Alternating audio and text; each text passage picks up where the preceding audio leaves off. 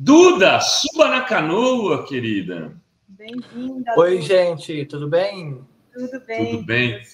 Duda, eu sei que é uma saia justa, mas a gente está falando aí sobre essa declaração do Ciro no Valor hoje. E como você é do PDT, infelizmente eu tenho que tratar disso contigo. Ele chamou de política do papo furado a ter ministérios para homossexuais, negros, indígenas, mulheres, enfim, o Denis estava comentando e a gente estava fazendo uma reflexão que, na verdade, há 10, 15 anos, uma parte grande da esquerda tinha esses valores, né? Eu estava relatando, inclusive, Duda, aqui no Fórum Social Mundial, se não me engano, de 2004, em Porto Alegre, teve manifestação contra o Tarso Genro quando ele defendeu política de cotas nas universidades. E era feito por um pessoal ligado ao PSOL na época, porque achava que tinha que ter universidade para todo mundo e não precisava de cotas por conta disso. Só que agora, em 2022, um candidato à presidência progressista falar isso não é algo muito, muito, muito fora do eixo histórico? Olha, primeiro, bom dia. Boa tarde já, né, para os companheiros. Desculpa te colocar nessa fria logo de cara, mas é porque a gente está falando disso, Duda. E todo mundo que está acompanhando a gente. Então, eu não acompanhei essa declaração do Ciro por dois motivos. Primeiro, porque eu estava... eu tive um episódio, né, que publicizou ontem em relação às ameaças de morte. E eu fiquei o dia todo ontem imersa com equipe de segurança, como também conversando com minha família, e também com jornalistas e o plenário. Então, assim, o dia foi daqueles. E aí, depois de um dia caótico de ontem, eu já vim hoje cedo para Niterói, porque já tem um encontro nacional da ANTRA, né, que é a Associação Nacional de Travestis e Transsexuais. Então, eu estou alienada dos acompanhamentos, dos fatos políticos das últimas 12 horas, né? Então, eu não posso dizer sem ter visto, de fato, a fala do Ciro, né? O que eu entendo é que, não estou longe de querer defender ou criticar, mas a posição que eu tenho é o que nós sabemos, que vai, de fato, alterar a vida, né, da população em extrema vulnerabilidade, da qual estão também pessoas travestis, transexuais, LGBTs, negros, indígenas, não é necessariamente a criação do ministério, mas sim a mudança da política econômica, né? Se não há uma mudança da política econômica, a gente não vai trazer mudanças significativas para esses grupos. Então, não acompanhar a fala do Ciro, né? Logo saindo daqui, a primeira coisa que eu vou fazer é ver isso. Então, minha posição é basicamente essa. Você criar um ministério sem você fazer uma mudança drástica na política econômica não vai alterar em mudanças concretas no cotidiano da população em vulnerabilidade social, né? Muito bem. Duda, queria então aproveitar para que você contasse exatamente o que aconteceu contigo, quais foram as ameaças, novas ameaças que você sofreu, né? E que medidas que você já tomou em relação a isso. Parece que são pessoas já conhecidas, né? Não é novos figurantes. Exatamente, e que foi num fórum desses online, que eles são anônimos, né? Que era frequentado por um dos autores do massacre daquela escola de Suzano em 2019. Isso. Só uma questão antes, vocês me escutam bem? A conexão tá boa? Porque eu não achei nenhum hotel em Niterói, e aí, entre voltar para o Rio e encontrar um motel, então eu estou em um motel em Niterói, e aí eu não achei nenhum hotel para me hospedar, então eu estou num motel aqui, aí a internet estou um pouco suspeita, mas parece que está boa, né? Ótimo, tá ótimo. Tá dando para ver a banheira, estamos vendo os quadros eróticos. Eu não peguei com hidro, tinha opção com hidro, eu sei, eu pedi 100. É só para mim. Então, o que aconteceu foi primeiro, quando eu ganhei as eleições, eu recebi 3 ameaças de morte do maior grupo de ódio da internet brasileira, que se encontra nesses fóruns de onde surgiram os terroristas que cometeram atentado na escola de Suzano, em São Paulo. E, na época, né, há 1 ano e meio atrás, esse grupo terrorista que me ameaçou, eles mandaram um e-mail dizendo que iriam me matar e transformar a escola que eu dava aula num mar de sangue. E não satisfeito com isso, eles encaminharam um e-mail parecido para os donos da escola, para a direção da escola e para alguns professores dessa escola, dizendo que se eu continuasse dando aula ali, aquela escola iria se transformar num mar de sangue. E eu acabo sendo demitida. Foi uma promessa de campanha que, caso eu fosse eleita, eu continuaria dando aula. Até porque eu entendo que meu papel em sala de aula é muito mais importante do que meu papel no espaço legislativo. Porque no espaço legislativo eu crio e fiscalizo leis, mas em sala de aula eu crio consciências. E o que muda o mundo não são novas leis, são novas consciências. Um exemplo concreto, nós temos uma lei que criminaliza o racismo no Brasil. Eu pergunto, quantas pessoas já foram presas por racismo no Brasil? A LGBTfobia é um crime inafiançável no Brasil. Nós temos um presidente abertamente LGBTfóbico. Então, mais importante do que criar novas leis, mais importante do que fiscalizar novas práticas, é você construir novas consciências. Por isso que o nosso papel em sala de aula é muito mais importante do que o nosso papel no espaço político institucional. E esses grupos, sabendo disso, fizeram essa pressão na escola em que eu dava aula e eu fui demitida. E aí acabaram as ameaças de morte. Eu fiquei 1 ano e meio sem ameaça de morte. E aí, neste domingo, eu abro o meu e-mail, mas aí vem novamente uma ameaça de morte desse grupo. E agora, eles não foi só contra mim e a escola em que trabalhava. Já que eu perdi o emprego, agora foi contra mim e minha família. E eles mandaram um e-mail dizendo que perder o emprego foi o primeiro passo. Que agora, se eu continuar, entenda-se, né? Estar na política, eu iria perder a minha vida, iria matar a minha família também. E aí assinam esse e-mail com o 14/88. O 14, esse 14/88 são símbolos de alusão ao nazismo. O 14 se refere a 14 letras, ou melhor, 14 palavras de uma frase de supremacia racista, de um intelectual racista. E 88, o 8 é a 8ª letra do alfabeto, que é o H. Né? Então você tem 88HH como alusão ao Heil Hitler. E aí nós fizemos a denúncia, né, na Delegacia de Crimes Cibernéticos, e o pior, essa pessoa que me ameaçou, essa assinatura, porque tem um nome também, que é o William Maza, ameaçou também 2 jornalistas do Congresso em Foco. E eles também fizeram uma denúncia no Distrito Federal, e nós estamos articulando essas polícias a fim de chegar nos culpados. O fato é, desse grupo, uma pessoa já foi presa semana passada, um menor de 17 anos. E aí nós estamos investigando para ver se esse William Maza é de fato criminoso ou se pegaram ele como bode expiatório, ou seja, querem incriminá-lo. Nós já encontramos esse William Maza, sabemos onde ele mora, sabemos todos os dados dele. Agora a polícia está investigando para ver se foi ele o culpado ou se usaram o nome dele para nos ameaçar. Nossa, é assustador, assustador, né? Não, é mais assustador de tudo para mim é o seguinte: quando você fala de neonazismo, você tem um pessoal que não reivindica o legado do Hitler, que se diz neonazista. Esses reivindicam, né, Duda?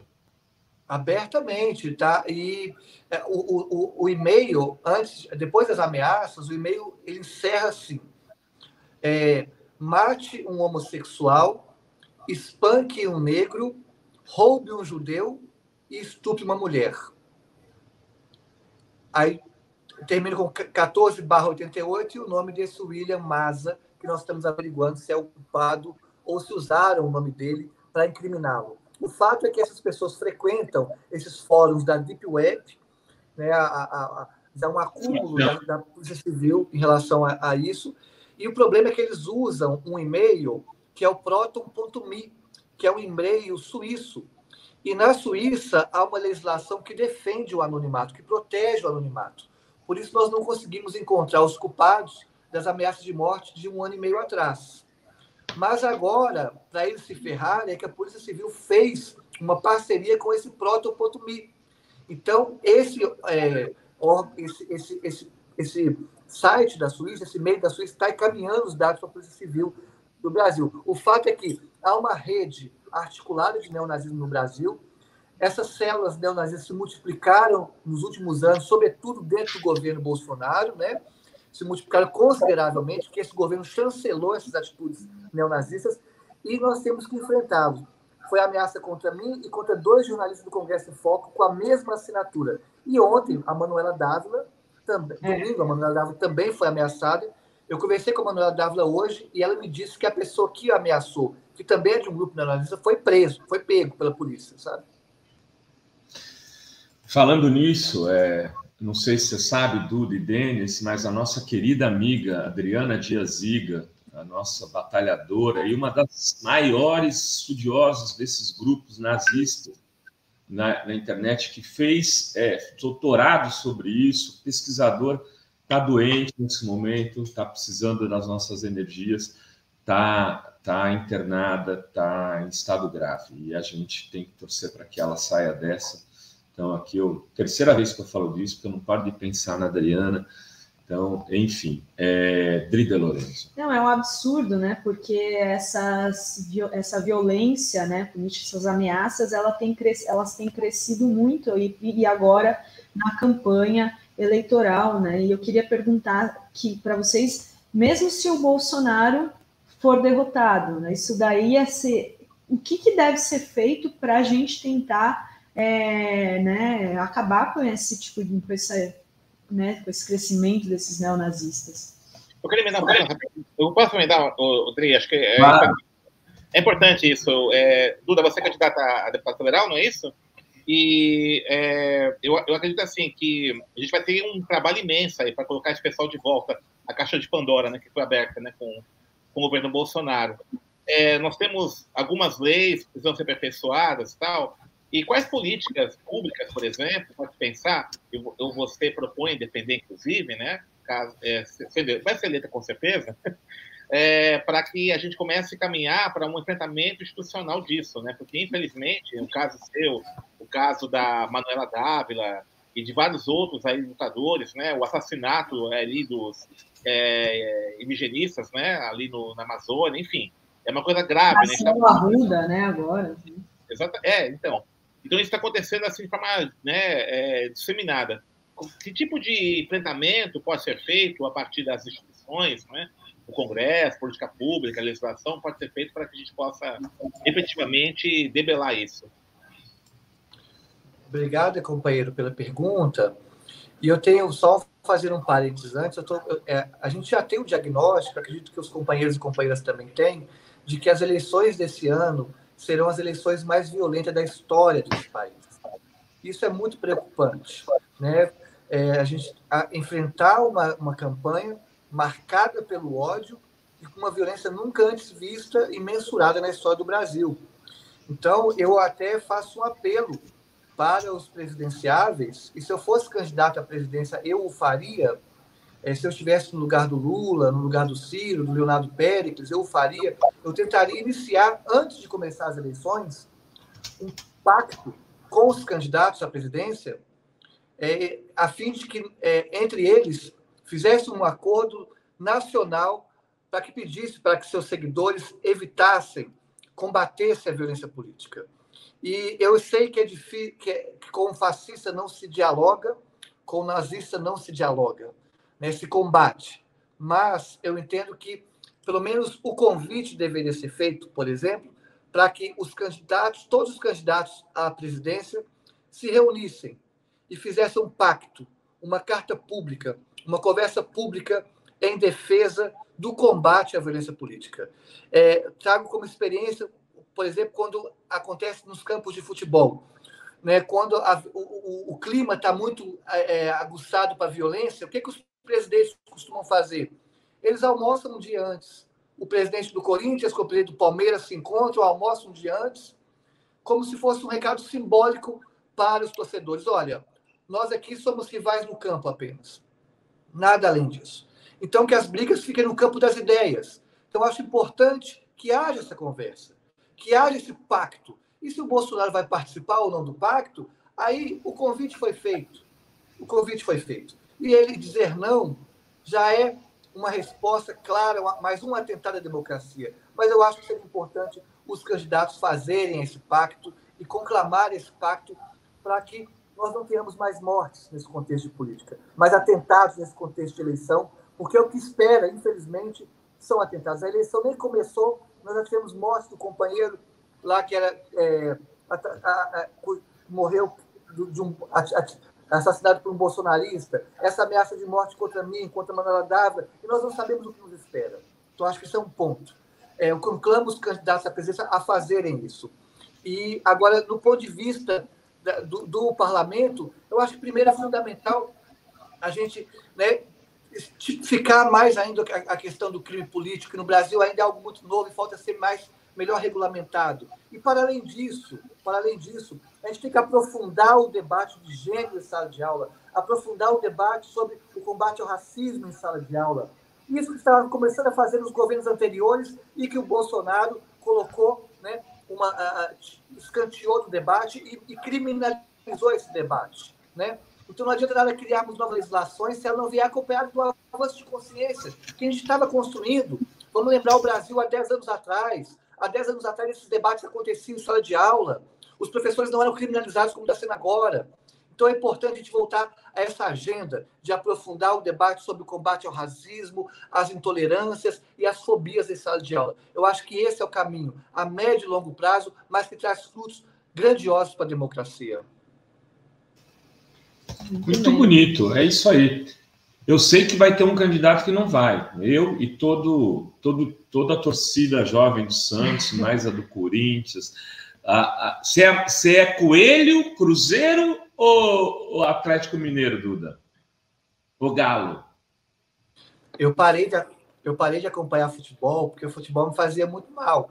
Porque o futebol, assim como a política, assim como a arte, é muitas das vezes espaço para você projetar suas loucuras. Porque trabalha com o campo dos sonhos, das paixões. Então, já basta a política. A gente já sofre muito nela. Então, eu extravaso ali os meus sonhos, paixões. Deixo o futebol para vocês. Tá bom. Eu vou ficar, então, também com o futebol. Não deixo ele de lado, não, viu, Duda? Gente, Denis Oliveira, alguma pergunta? Mas o Drio, acho que o Denis... Tem aqui uma pergunta da Luzia Azevedo, dizendo, Duda, como as instituições públicas, MP e as polícias estão recebendo essas denúncias de ameaças, né, a você? E antes de você responder, vou agradecer a Luzia, que está chegando de membra, a gente precisa de membros e membras aqui, e membres, e a Francilene Muniz, muito obrigada também. Como que têm sido recebidas essas denúncias, Duda? Nós fizemos a denúncia na Polícia Civil, que foi muito bem acolhida. Hoje, aqui em Niterói, eu vou ter uma reunião com a Comissão Interamericana de Direitos Humanos. E amanhã nós vamos buscar a justiça eleitoral, porque nós entendemos também que foi um crime eleitoral, um crime político.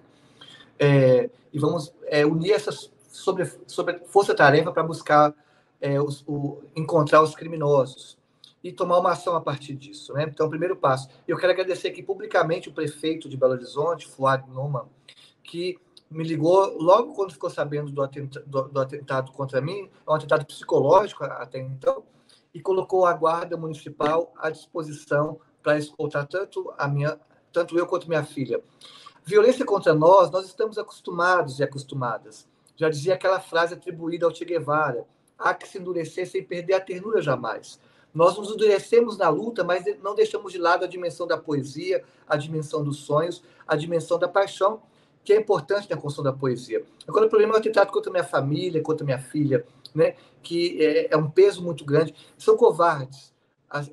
E esse crime tem sempre essa assinatura. É contra a pessoa, mas também contra a família. Né? O que aconteceu com a Manuela Dávila no contexto das eleições presidenciais foi vergonhoso. Foi vergonhoso expor na filha dela, o companheiro dela, sabe? Então, nós temos que enfrentar isso. E a melhor forma de enfrentar é sepultar o bolsonarismo, que vai ter como primeiro passo a prisão do Jair Bolsonaro a partir do dia 1º de janeiro, que nós vamos ter, de fato, um governo progressista e o Bolsonaro na prisão, e que ele leve junto o Moro e os moristas também, que pavimentarem esse caminho, sabe? E aqui em Minas Gerais, o Aécio Neves também, se for junto, a gente vai ficar feliz, viu? Fala nisso aí, vai ter aliança do PDT com a Aécio, Duda? Infelizmente, está caminhando para esse caminho aqui em Minas, sabe? Infelizmente, eu me posicionei contrária, porque aqui o Marcos Pestana, que é um bom quadro, diga-se de passagem, né, do PSDB. O problema é que ele vem, ao se aproximar do Marcos Pestana, acaba também, na minha leitura, trazendo a reboque o grupo do Aécio Neves. Então, eu me posicionei contrário, não tem nada definido, mas está bem acaminhado. Eu represento o setor do partido que não quer esse tipo de aproximação, mas está avançando, porque nós temos a leitura que aqui em Minas Gerais, né, primeiro, que o Aécio Neves ele foi um dos responsáveis pela crise política, institucional e democrática que nós estamos. O Aécio Neves foi o primeiro a questionar o resultado das eleições e conclamar o povo para a rua para atacar uma presidenta democraticamente eleita. E fez uma grande bagunça no Congresso Nacional para evitar, né, a governabilidade da presidenta Dilma. Então, Aécio Neves é um dos culpados. E no Brasil, mas é culpado também em Minas Gerais, porque o sistema petucano agiu aqui em Minas Gerais, por meio do Pimentécio, né, criando uma crise institucional em Minas Gerais, destruindo nossa legislação ambiental e colocando Minas nesse contexto de crise fiscal que nós estamos hoje. Então, eu sou contrário a essa aproximação do PDT apoiando o candidato ao governo do PSDB. Eu acreditaria que nós deveríamos apoiar o candidato Alexandre Calil. Muito bem. Duda, que não sei se vocês sabem, desistiu da candidatura ao Senado e é candidata a deputada federal por Minas Gerais. Eu, aqui do meu cantinho, não estou falando isso para vocês não votarem nela, mas eu acho que vai ser uma das mais votadas, né? E é muito bom que assim seja e que se eleja com ela não pode pedir voto, mas eu posso. Ó. E Duda, você foi uma das grandes defensoras da Serra do Curral contra esse projeto absurdo da mineração lá. Como que está essa luta? Eu vi que atualiza para a gente como que está essa questão. É importante dizer que o que há por trás do debate da Serra do Curral.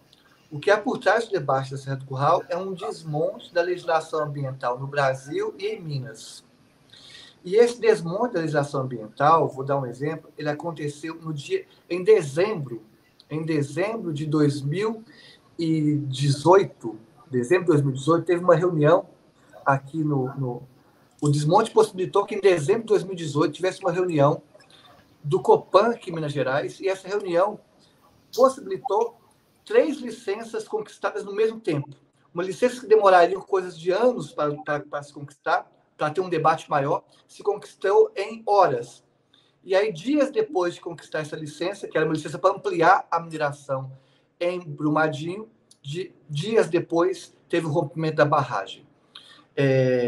Então, essa flexibilização da legislação ambiental, que é muito séria aqui em Minas Gerais, possibilitou que na Serra do Curral atuasse mineradora sem licença ambiental. Nós temos hoje na Serra do Curral mineradora sem licença ambiental. Qual o cenário que está agora? Eles não avançam, nem nós avançamos. Está parada a briga, porque nós estamos mobilizando, continuamos chamando manifestação, continuamos na rua e está parado o projeto Tamisa de Mineração, que é um projeto faraônico que vai destruir a Serra do Curral de vez. Então está parado e eles não avançam, mas também nós não avançamos. Para vencer, nós temos que derrubar o governador Romeu Zema na sua reeleição. O governador Romeu Zema significa, ele é um office boy das mineradoras.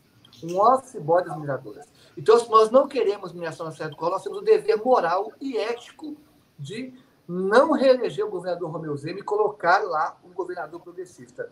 O Alexandre Calil já se posicionou contra a mineração na Serra do Curral, o Marcos Pestana também se posicionou contrário, mas o Zema é o único favorável à mineração na Serra do Curral. Temos que vencê-lo.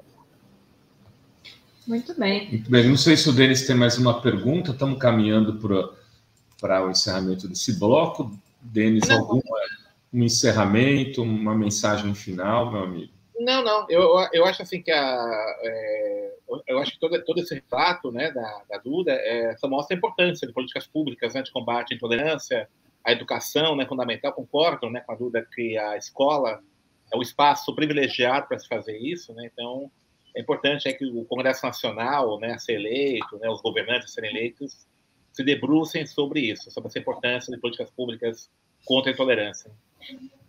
E tem aqui um superchat da Vênus Abrapur. Oiê, companheiros, não devemos ter medo de taxar os bolsonaristas de admiradores do nazismo. É isso, né, que eles são mesmo. Queria agradecer muitíssimo a Duda. sempre muito gentil aqui também de nos atender. Diretamente do motel Duda Salabert, olha só.